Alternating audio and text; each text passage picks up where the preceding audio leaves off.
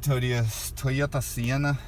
My Toyota Sienna, I cannot get it into drive. This baby don't want to come down or over.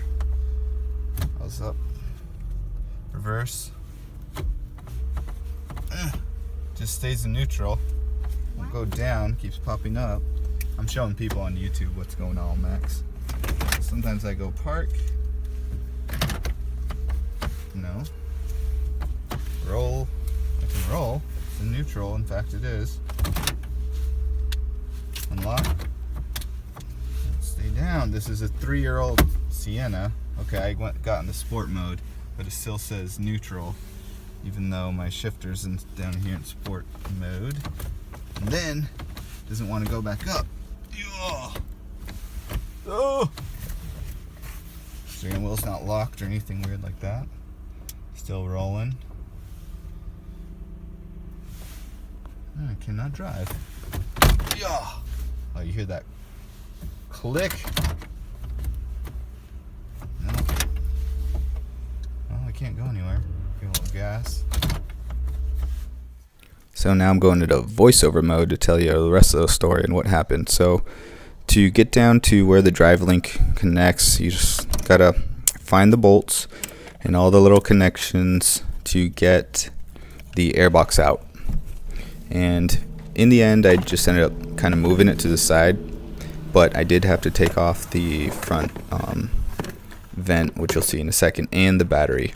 So yeah, the inlet, had to take that piece off, a couple of bolts there, and watch out for all these little evap tubes or whatever they are. You got to unclip those at the various points. They're kind of stuck on with some sticky glue that cracks off. I had to take off the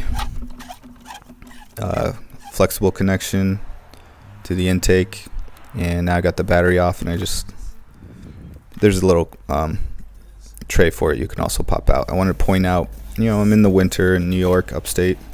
Got pure ice. There must be a place where water drips down from around the windshield wipers are up there in that tray, and it just freezes. And then of course it looks like there's snow down there from backing up when I'm pulled onto the snow, parking or whatnot.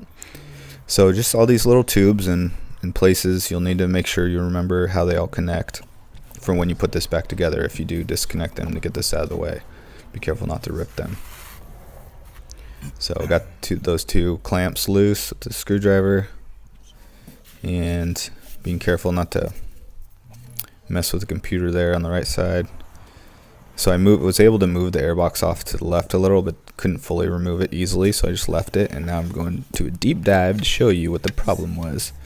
And look at that, a black walnut from one of the trees in my yard stuck in just the right spot on top of the transmission, so that drive link, or that shifter link, could not move, as you saw in the beginning of the video. I cannot believe that. A squirrel must have picked it up, squirreling around, and put it right there in the exact worst spot so that I could not drive. I could not believe that.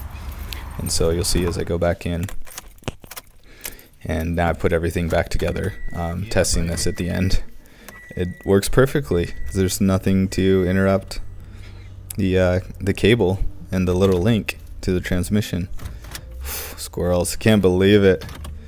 And I've heard of mice getting up in there and chewing on your wires, and squirrels doing things, but never a black walnut to be hidden inside the car. Of course, maybe it could bounce up when I was driving, but chances are pretty low. I do have a lot of squirrels and a lot of black walnuts in my yard. They always love hiding them and digging them out in spring to eat, or during winter.